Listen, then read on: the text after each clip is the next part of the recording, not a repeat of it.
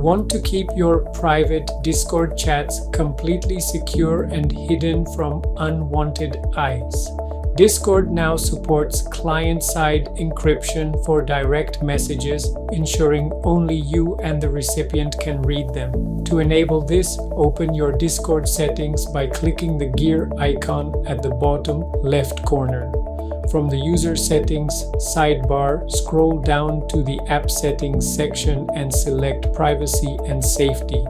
Next, scroll down until you find the Direct Message Encryption option. Select Encryption Settings and paste your matching exchange key. Once confirmed, you will see a green padlock icon next to your chat bar, meaning all your messages are now fully encrypted. If you found this quick privacy guide useful, hit that like button and subscribe to the channel for more protective tech tutorials. See you in the next one.